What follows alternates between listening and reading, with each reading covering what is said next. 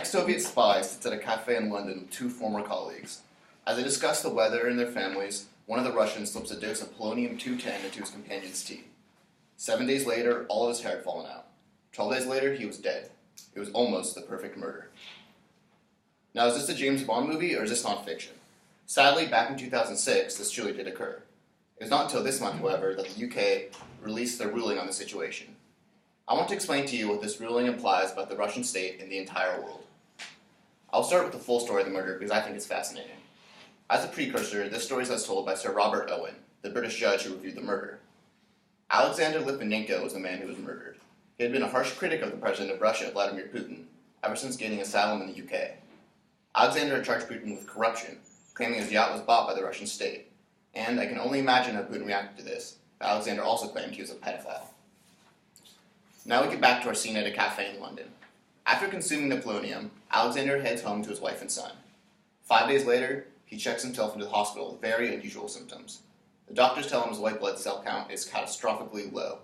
2 days later, Litvinenko looked like a chemotherapy patient. All of his hair had fallen out, and appears pale and sickly.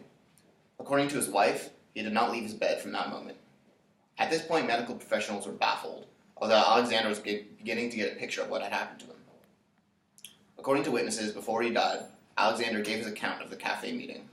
Both doctors and unidentified men in suits listened intently, as Alexander named the president of Russia as his murderer.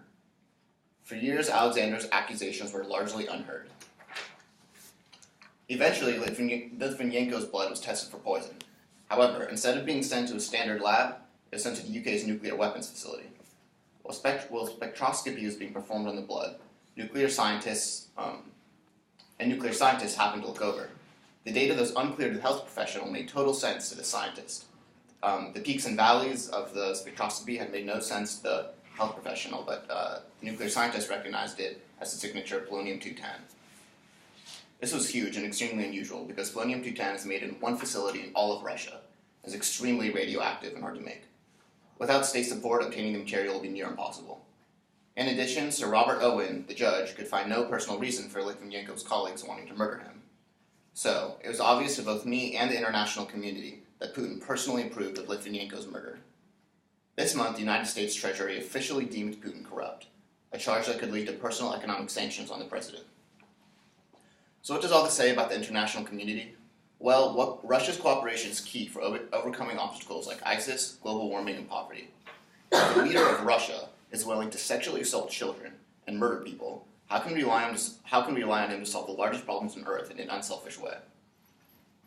I'm not here to dictate United States foreign policy, but I believe the murder of Litvinenko sheds light on the kind of ally we have in Russia, and that a change in strategy is needed for a multitude of world issues to account for a corrupt and awful Vladimir Putin.